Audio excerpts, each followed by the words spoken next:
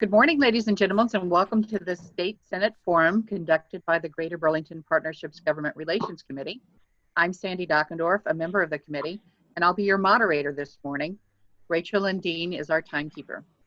There are three candidates with us this morning: Tom Courtney, Rex Troute, and Kevin Warth.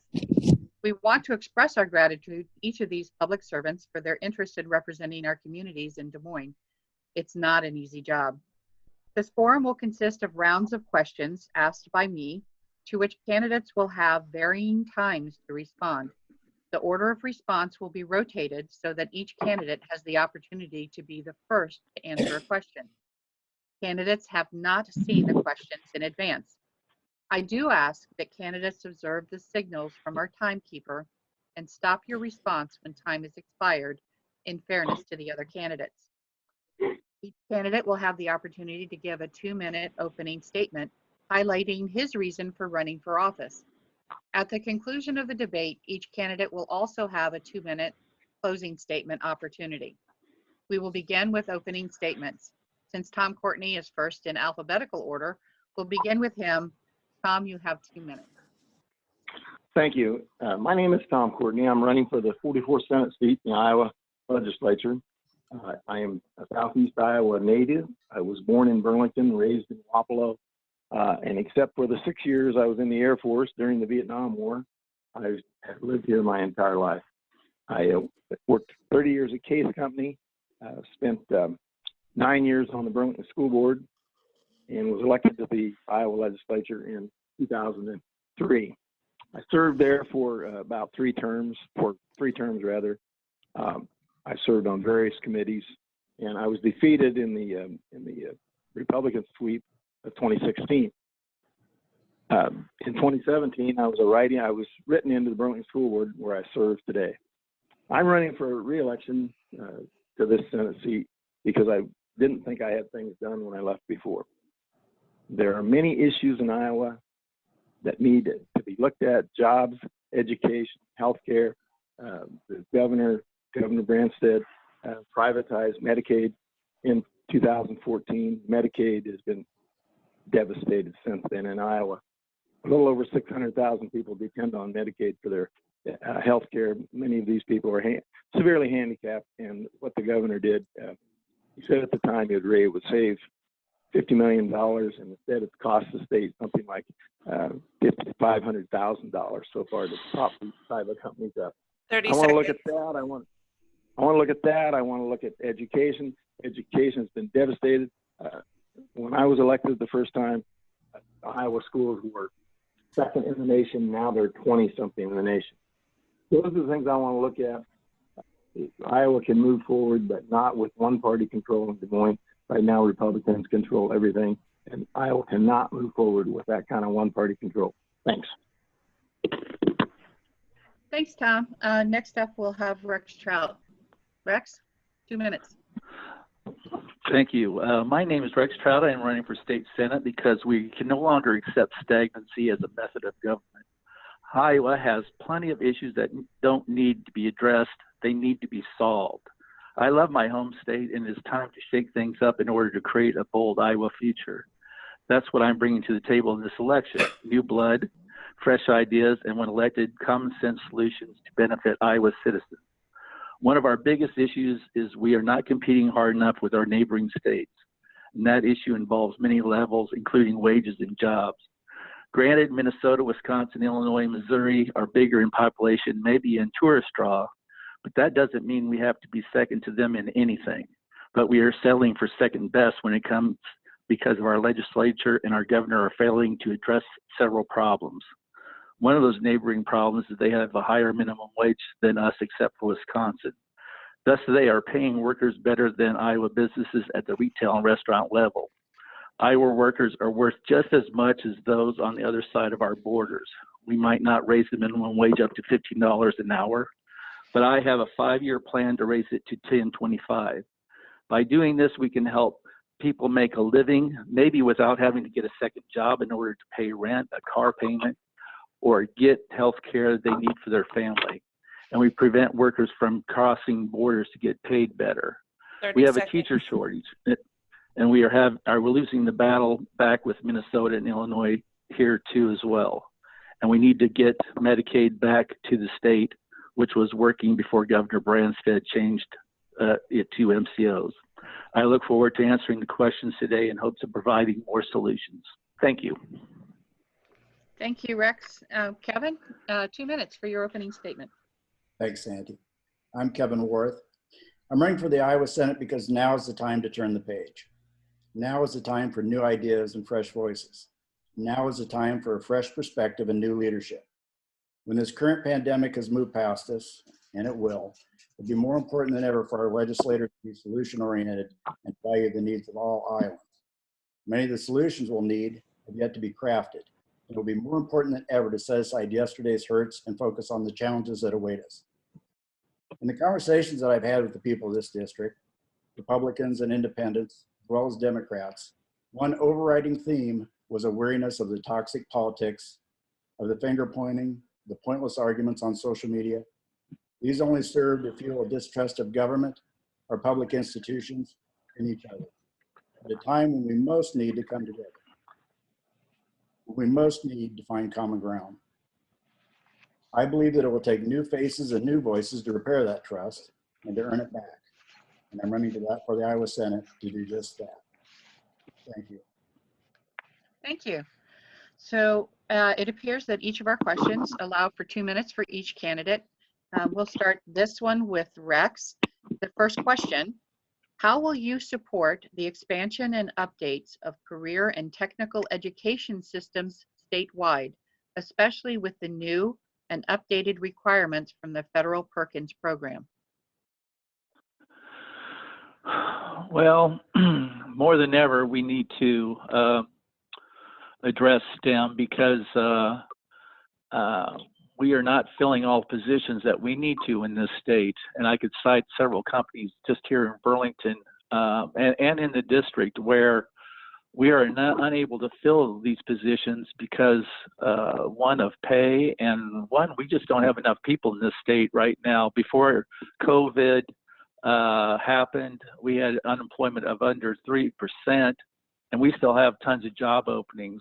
So some of the companies I was pointing to, they can't fill engineering positions, staff positions at manufacturing plants. So we have issues in terms of drawing people to Iowa, and that sort of education is, it's been approached by Iowa and strengthened, but even more so, it has to be strengthened even more so we can get people to come to the state and work in one of the best places to live. Thank you. Kevin, do you need me to restate the question? Please. How will you support the expansion and updates of career and technical education systems statewide, especially with the new and updated requirements from the federal Perkins program?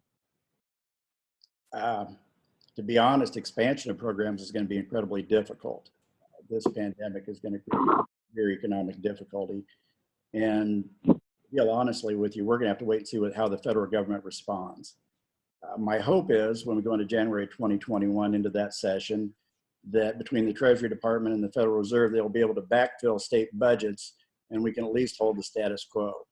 And not to be a pessimist, but that might even be optimistic. So expanding programs might be incredibly difficult.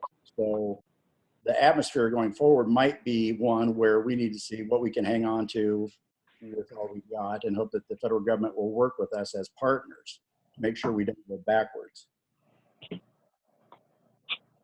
Thanks, Kevin. Tom, do you need me to restate the question? No, not at all. In my view, the issues with employment in this state go back to the minimum wage. The last time the minimum wage was raised in this state, I floor managed the bill. The minimum wage, that was in 2007. It was completed in 2009, pardon me, 9, to its current rate of $7.25. The minimum wage needs to be raised. It needs to be raised at least to $10, and it needs to have a pathway of going on to 15. Our kids are leaving this state because this is a low-wage state. That kids leave because they can't find decent jobs. Iowa does have, before the pandemic started, Iowa did have one of the lowest employment rates in the country. But that doesn't tell the story, because a lot of folks are working 2 and sometimes as many as 3 jobs to make a living. If we're going to fix this state, we need to start raising the minimum wage, stop giving so much money away to big business and tax breaks, and start spending that money on our community colleges and our K-12 education. Iowa has cut education almost every year in real dollars for the last 10 years. We need to stop doing that. Our future is kids. Our future is children in this state, and we need to fix that. We need to put money in that and fix it. I don't think money fixes everything, but the lack of money hurts a lot of things. If I can get back in the legislature, I'd like to run another bill to raise the minimum wage, and I think that would, and I also would advocate for more money for community colleges, because that's where a lot of this training takes place. Thank you. Thanks, Tom. We'll start with Kevin for the next question. Again, 2 minutes for each candidate. How do you see Future Ready Iowa sustaining into a long-term program?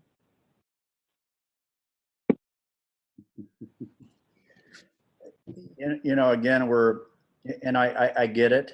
We're thinking about where we were before this pandemic. But the honest answer is we have no idea. And that goes back to how the economy of the nation at large and our economy here in the state, what it's going to look like when we go to make a budget in 2021. So everything is going to be thrown up in the air, to be honest. We're going to have to prioritize. I mean, there's lots of things that I would like to fund, like the Aldo Leopold Center at Iowa State for sustainable agriculture. That would be a pet project of mine as a farmer, but yet, to be honest, how do we get there? I don't know. And again, these solutions are going to have to be crafted on the fly. We're going to have to be flexible and creative. And we're going to have to take that approach, and it's going to be a season of reevaluation almost at every step of the way, is my feeling on this. Thanks, Kevin. Tom, same question. How do you see Future Ready Iowa sustaining into a long-term program? Well, this virus thing is an impediment to everything. But once that's over and we're back to somewhat normal, maybe the new normal, as they say these days, I think that we need to start spending our money downstream. We've spent so much money over the years in tax breaks for huge businesses. Big businesses in this state are getting, John Deere I don't think John Deere even pays any taxes. In fact, I think they get a check from the state back. We need to stop doing that. The future of this state depends on, I hate to keep going back to this, but it depends on K-12 education and community colleges. That's what's going to happen with Future Ready. If we can pump money into the lower level education, then it will percolate up instead of trickling down. I can't say enough that this state has been shortchanged because of the tax breaks for the wealthy and tax breaks for big businesses. I'm not a big tax guy, but I don't believe in cutting taxes for those that don't really need it. That's where I think Iowa should go, and that's where I'll try to get it to go when I'm back in the Iowa legislature. Thanks, Tom. Rex, same question. Do you need me to restate it? Sure, real quick. How do you see Future Ready Iowa sustaining into a long-term program? Well, a lot of it is tied to everything Kevin and Tom have said. Wages is one of our biggest issues, and education is always one of our biggest issues. But I was the business editor at the Hawkeye too, and I'm a kind of an economic development guy too. So I think we need to get rid of right to work. If we want to attract manufacturing, we got to show that we're interested in manufacturing. And a lot of our jobs are going to be based on education too. So we need to strengthen that as well.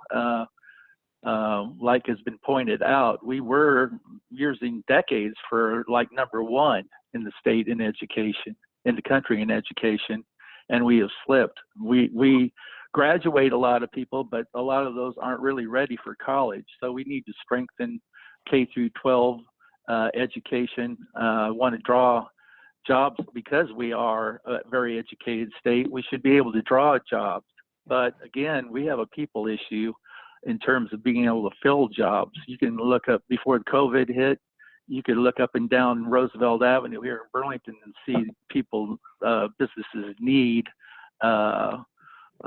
people. So the future of Iowa, I think, is going to be bold, and I want that program sustained in the future. But like we've said, a lot is going to depend on what happens when COVID is done with this country. And but I do want to see it go beyond and improve actually what we can do here in Iowa. Thanks, Rex. For the next question, we'll start with Tom. Schools across Iowa are experiencing a shortage of teachers as well as other professionals across industries. How can Iowa better position itself to educate, recruit, and retain professionals in high demand jobs? Well, what's happened in Iowa happened 2 years ago. It happened when the legislature convened in 2017. One of the first things that the legislature did, because they had one-party control, was they decimated Chapter 20. That's the chapter of the code that deals with public employees. They decimated that, and what they basically did was took union rights away from government employees, which includes teachers. The teachers couldn't even they even took away the part that allowed them to negotiate discipline and discharge. The smallest things they took away, they stripped that. Now the last year or two, folks like me and others that have been elected to school boards and other new folks on boards have started to change this trend and put a lot of Chapter 20 back. But Iowa, at this time, the Iowa legislature acts as if they don't care about teachers. They act as if they don't think teachers will leave. Teachers are leaving Iowa for better conditions in Minnesota and other states. We have to fix that. We have to start. For years, we treated teachers with respect and gave them the things that they needed to teach. We can't recruit teachers to Iowa under these circumstances. So I think the legislature needs to go back and take another look at Chapter 20 and fix that. That Chapter 20 affects the people that are grading our roads this morning. Affects the people that are blading our roads this morning, people that do all the work in counties and state level. We need to stop treating them like dirt. We need to stop treating them like they're not real employees.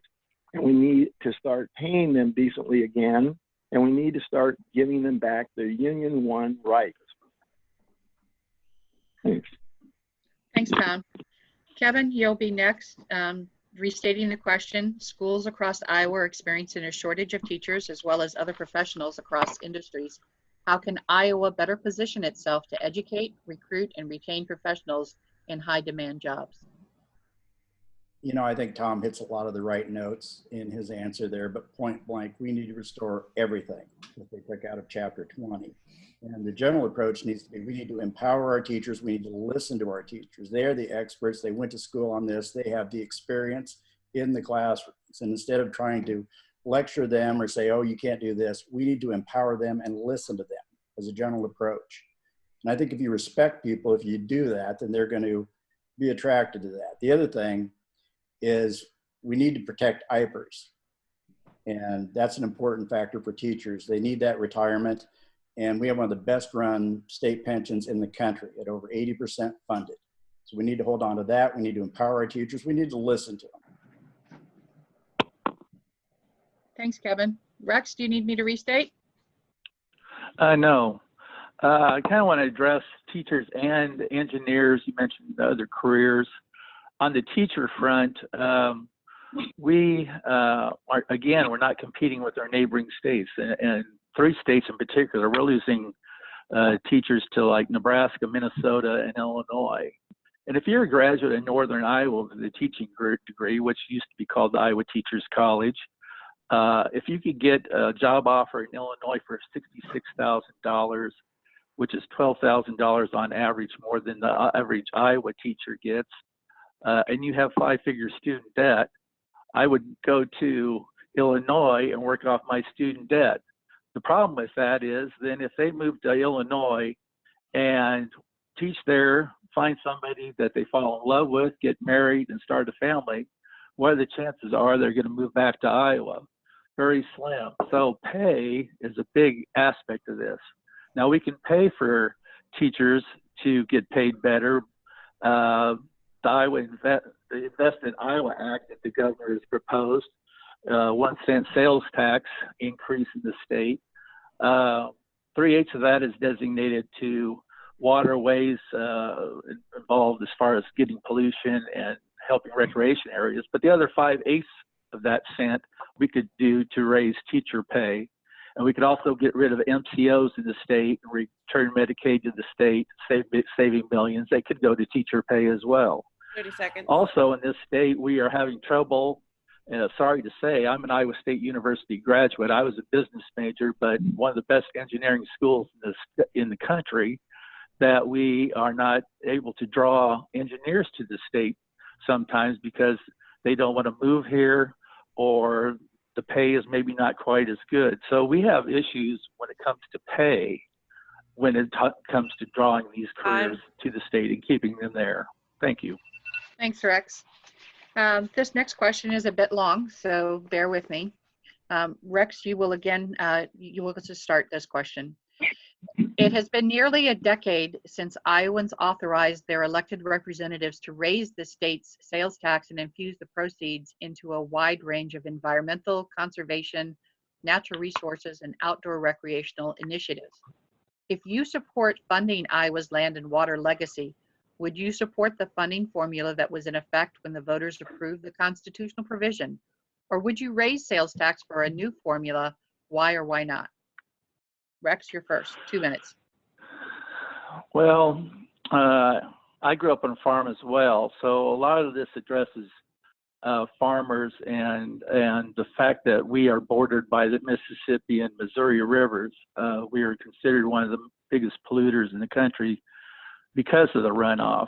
So I support the Investment in Iowa Act, although sales tax hurts lower income people, and that's one reason that I'd have a problem with it. But we need to address this issue big time. My dad was a big steward when it came to land and building terraces and doing whatever it can to prevent runoff.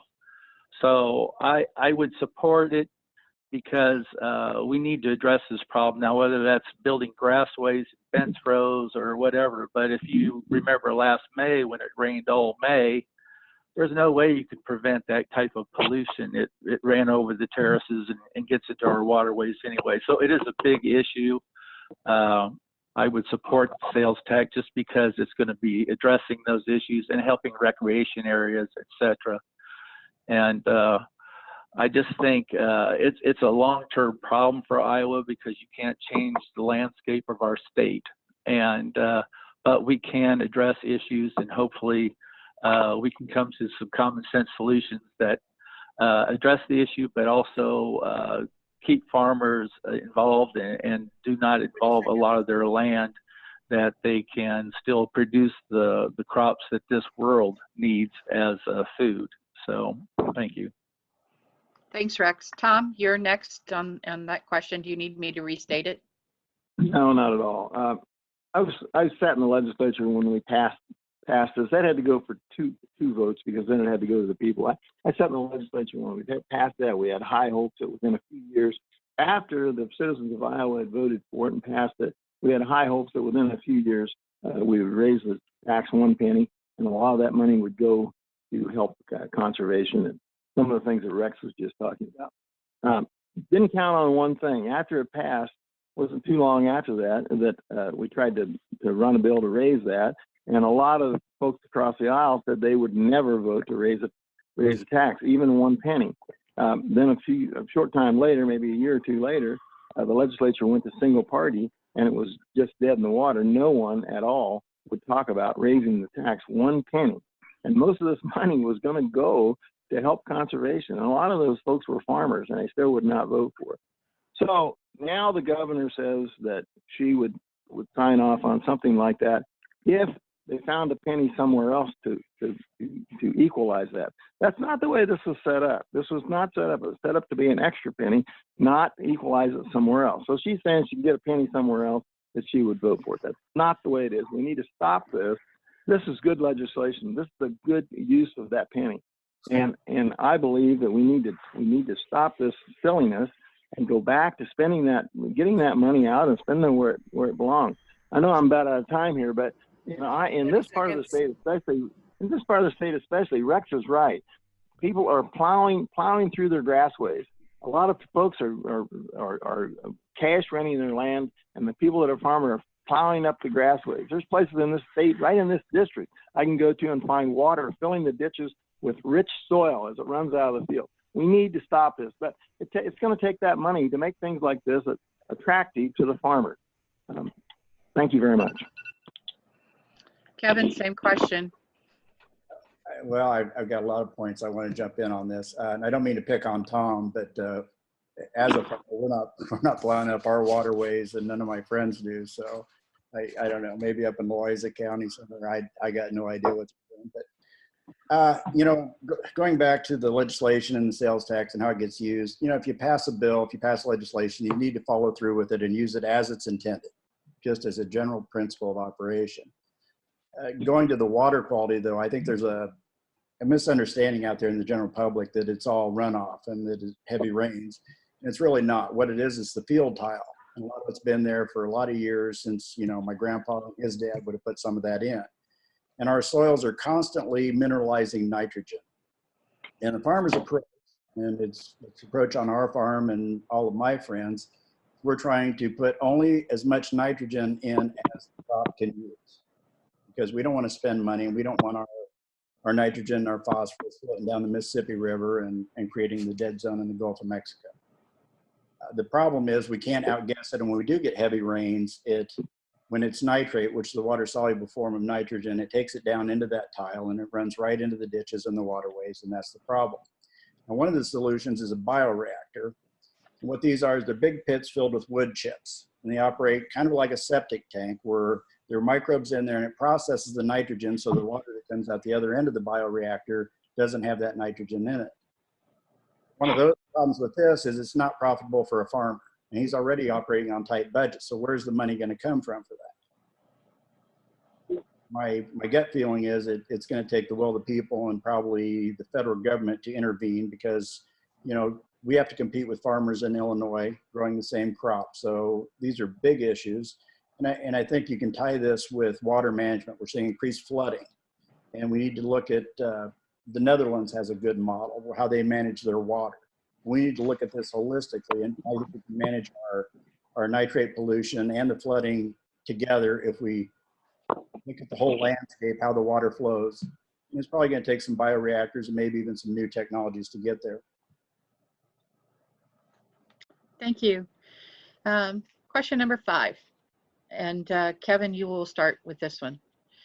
Do you support Medicaid rate increases to mental health disability service healthcare providers so that they can cover frontline staff hazard pay, overtime, and PPE costs? Absolutely. And that's not the only area where Medicaid needs to be increased. I think there's a bill in the Senate right now. Don't quote me on it or hold my feet to the fire. I think it's SF 2062. Which is going to raise the Medicaid rates for OBGYNs, because we're losing them, and we're losing, you know, delivery rooms and maternity services, and especially in rural areas. So yeah, across the board, we need to look at these Medicaid rates and make sure that the people that need these services are getting them. And for that to happen, the doctors, healthcare professionals need to be adequately compensated. Period. Thank you. Rex, same question.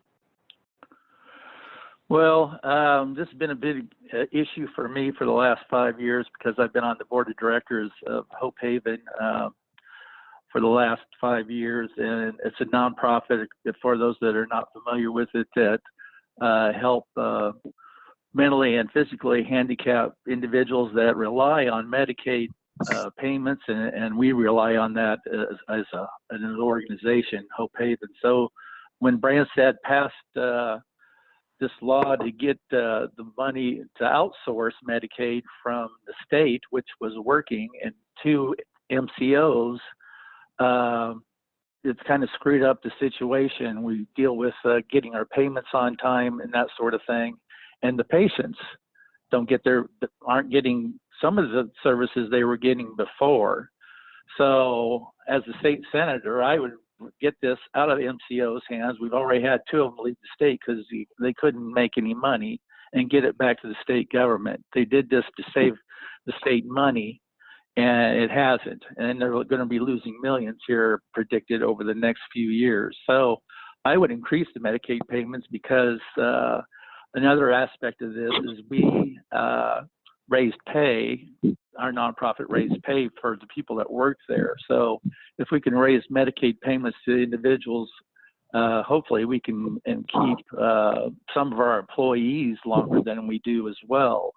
It kind of involves all levels just by raising the Medicaid issue. So I wholeheartedly agree that we should raise it because we have so many people, I think it's 600,000 people in the state that rely on Medicaid. And it's definitely an issue in my heart. And I believe we can do that for the people that need it. Thank you, Rex. Tom, same question. Of course, we need to increase the reimbursement rates. Iowa has nursing homes in trouble. We have small hospitals in trouble. We have some medical personnel in trouble because the reimbursement rates are so low. Governor Branstad did pass a law. Governor Branstad did this unilaterally on his own. He has the power. The governor has the power to do that. He said at the time he would save us $50 million, and that just wasn't true. We told him it wasn't true. What they've done is that business. It doesn't make sense. Anyone would think a business could make money in this kind of work, could make money and keep everything the same. They can't. The money has to come from somewhere. In this case, it comes from reimbursement rates and sometimes just in no care at all. Mental health and other issues in this state have not been looked at for a long time. You have someone in Des Moines County has a mental health problem and gets picked up by the local police. They eventually may wind up putting them in a car and taking them all the way to Sioux City because that's where they found the bed. They can't find the bed because of the Medicaid reimbursement's so low. If you are lucky enough to get in a nursing home, you'd better not try to leave there because if you move, you won't be able to find another bed anywhere else. So I think that we need to, of course, as Rex said, we need to do away with this. We need to go back to this being a state-run program that ran fine for years and years and years. To quote what the president's always saying, it was a beautiful, beautiful program prior to the government taking over and privatizing it. I just think we need to get it back so the reimbursement rates can go up and we can save hospitals in this state and nursing homes. Thanks. Thanks, Tom. For question number 6, we're going to start with Rex, and this question is going to change depending upon who is responding. So for Rex, this is the question. If elected, you would be new to the Senate.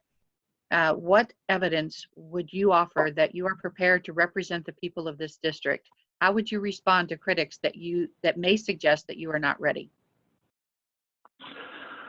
Well, I'm 64 years old, and I was in a profession where I wanted to run for city council and for other things, but when you're an editor at a newspaper, that kind of prevents you from running. And my grandfather was the mayor of Carthage, so I think I got my political bent from my grandfather. So I've always been involved in politics as a managing editor of a newspaper, of several newspapers actually. So politics has always been a big part of my life ever since middle school. I've talked politics. So I've got solutions that I want to do for all the issues that are pending for Iowans, especially here in Southeast Iowa.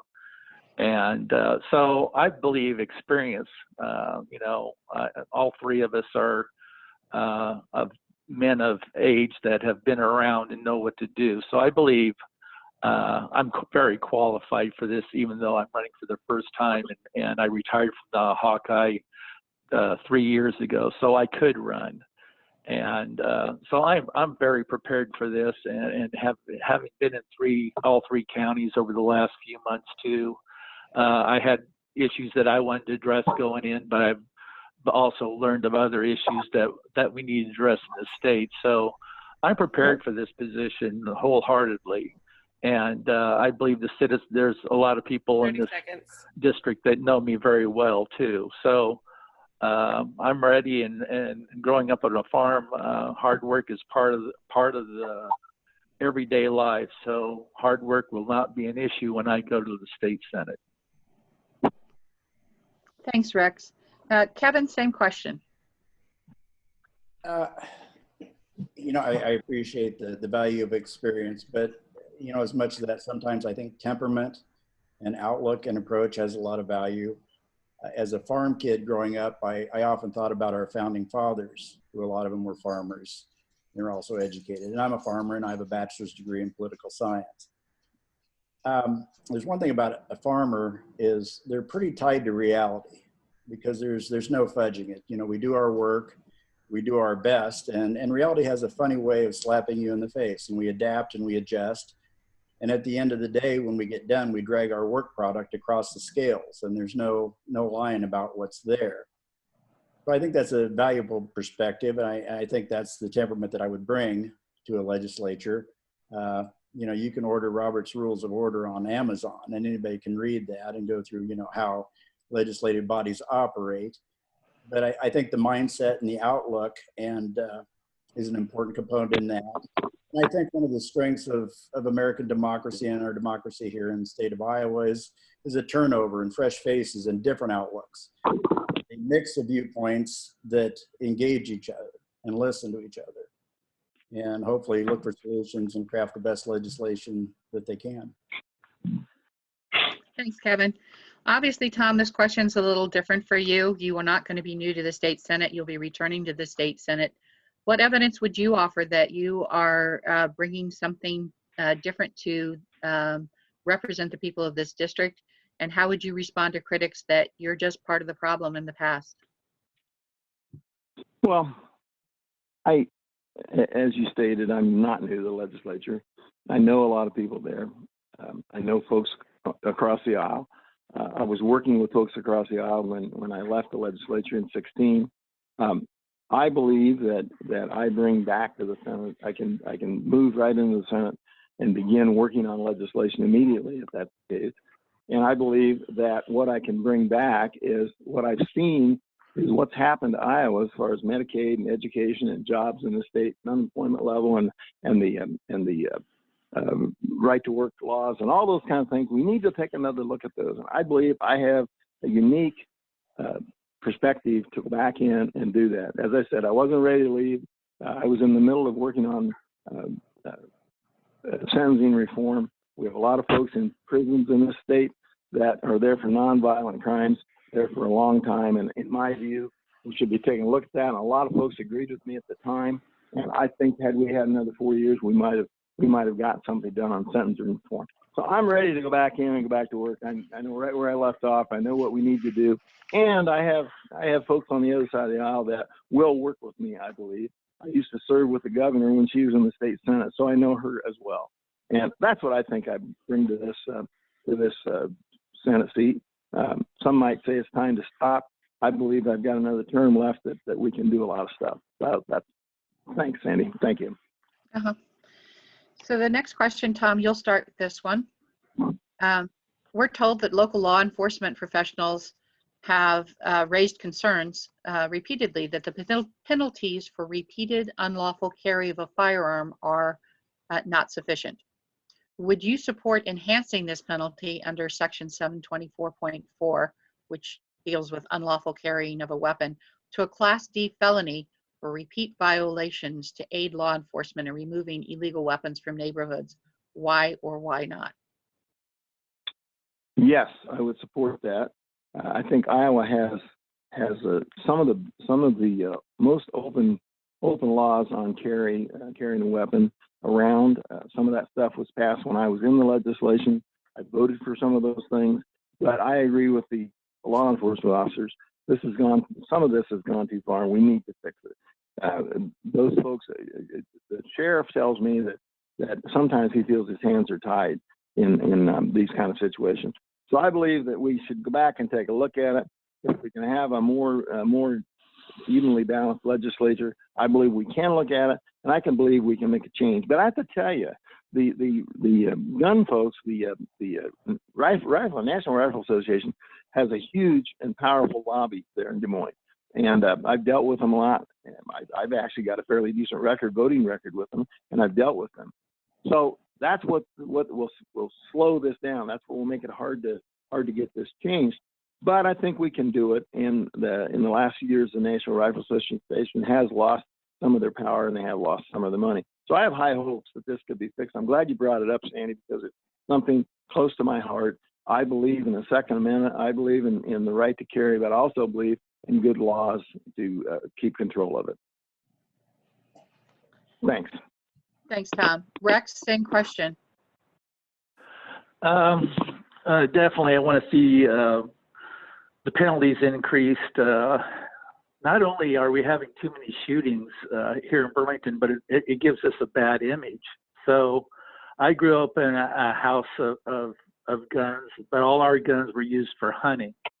And I think also we have too many people with guns that probably shouldn't have guns. So not only should we increase the penalty, but we need to protect officers. We're losing way too many police officers in this country to gun violence, just because there's more guns in this country than there are people. So when you have that many guns, you better start penalizing people for using them wrongly.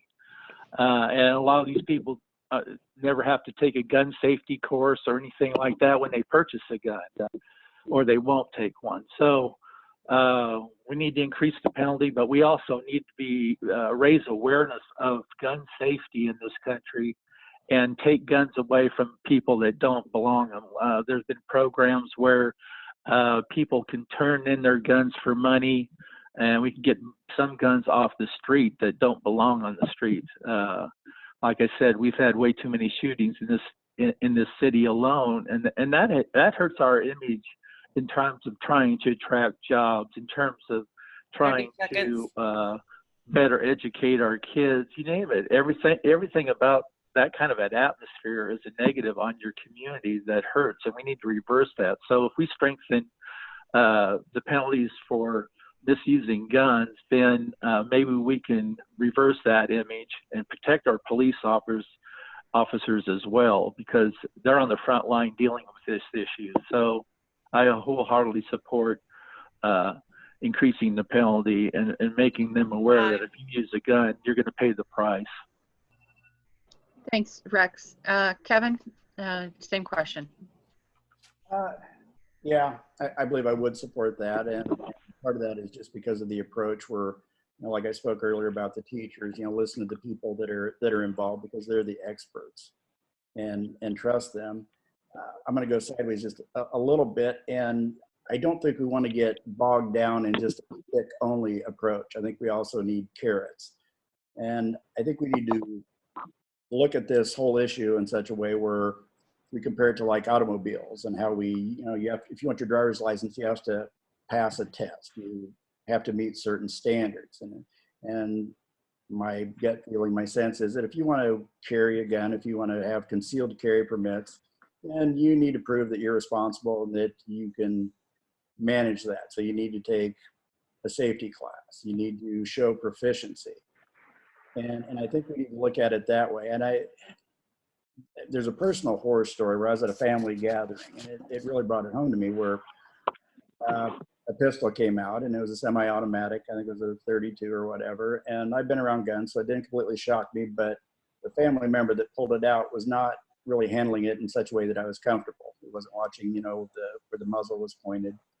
And it got passed around a table, and it was a table that children were at. And another family member, who actually a woman who has taken gun safety and knew what she was doing, the first thing she did was she dropped the clip, which is right. And I looked over and I noticed that there was a loaded clip in it.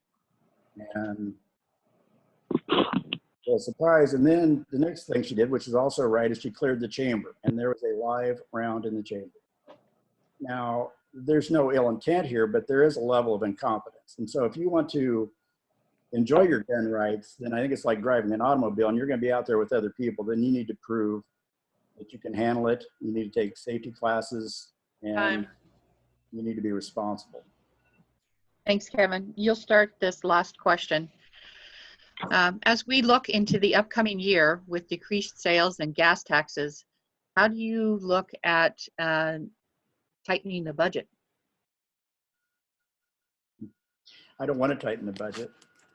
I'd like to, there are things that I think we need to put more money towards, but we're going to be bound by reality and bound by our resources. And it'll go back that the federal government really is going to need to step up, and they're going to need to value people and get money in the hands of people so that people can make it through this crisis. And that's what it is.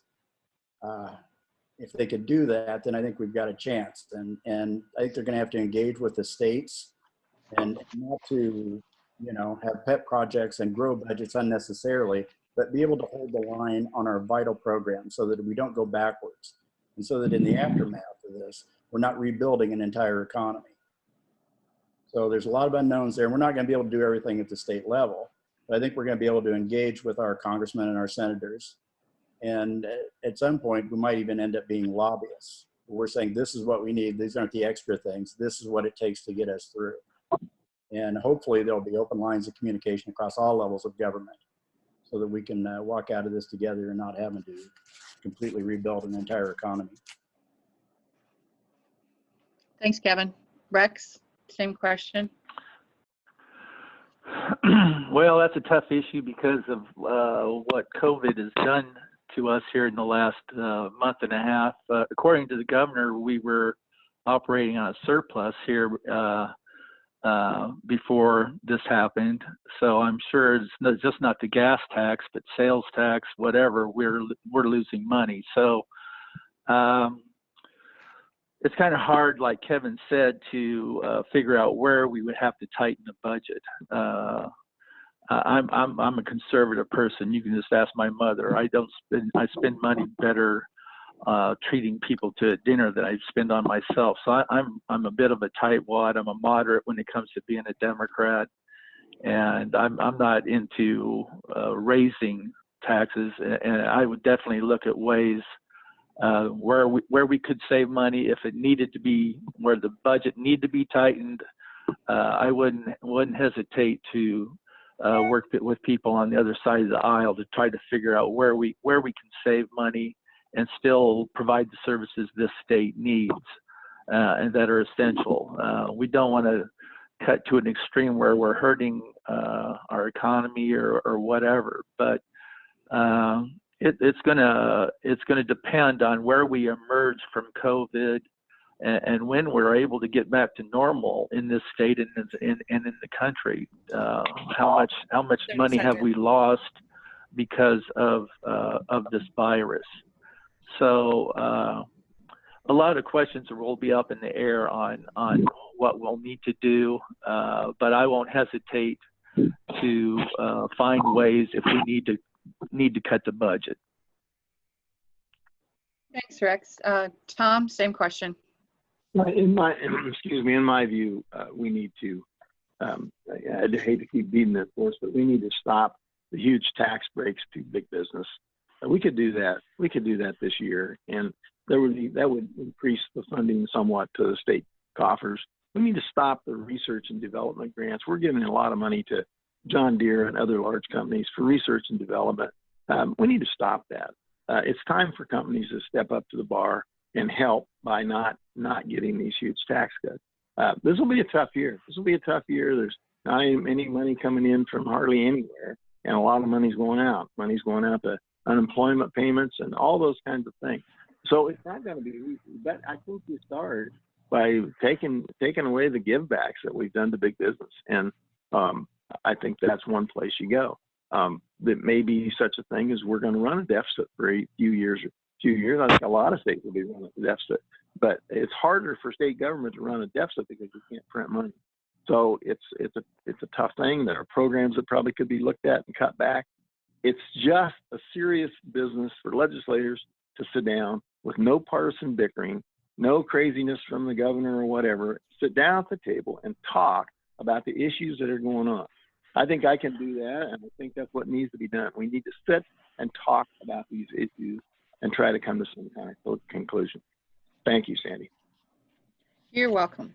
It is now open for closing statements. Each candidate has the opportunity to make a 2-minute closing statement, and we will start with Rex. Well, first off, Sandy, I want to thank the Greater Burlington Partnership for the opportunity to speak in this unique forum. One of my favorite quotes to live by was made famous by one of my idols, Bobby Kennedy. Said, "Some men see things as they are and ask why. I dream of things that never were and ask why not."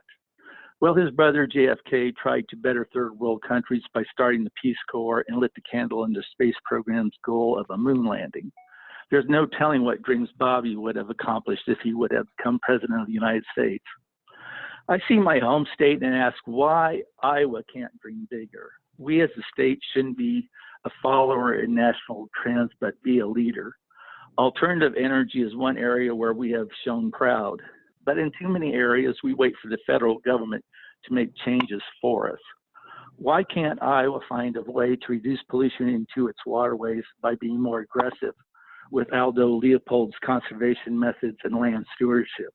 Why can't Iowa strengthen its unions, whether it is for teachers, nurses, or production orders, in order to rebuild the middle class? Why can't we create an economy that produces the careers to keep our college graduates in the state and also encourage them to start businesses? I have incubator and rent programs to retain our young brain power on that issue. Why can't we retool the current public university model in order to reduce tuition and thus reduce debt when graduates accept their degree? Why can't we reduce the financial pain felt by the cost of medication and hospital visits? I would propose a $100 cap on insulin for diabetes patients. I too dream of things that never were and ask why not. I need your vote either by write-in ballot or on June 2nd in order to accomplish great things for Iowa. Des Moines, Wise, and Muscatine counties, I need your vote so we can dream big. Thank you. Thank you, Rex. Kevin, your 2-minute closing statement. Thank you, Sandy, and thank you to the Greater Burlington Partnership. You know, this pandemic will pass, and afterwards the landscape will be a little different. And how different it will be, we don't know. Some of the challenges that state legislators are going to face in Des Moines in January 2020 will depend on how well the federal government responds right now. There's going to be lessons learned and a few stumbles along the way. But at the same time, Democrats will have some opportunities. We're going to have an opportunity to make the case for consumers, the folks who do the everyday work that this country can't survive without, the teachers, the nurses, the truck drivers, the farmers, that they are the essential components of a healthy economy. They are the true job creators. And when they stop earning, when they stop spending in shops and restaurants and theaters, the economy grinds to a halt. You can see more clearly than ever that trickle-down economics not only doesn't work, but it doesn't make sense. As Democrats, we will continue to make the case that organized labor is an important counterbalance to management.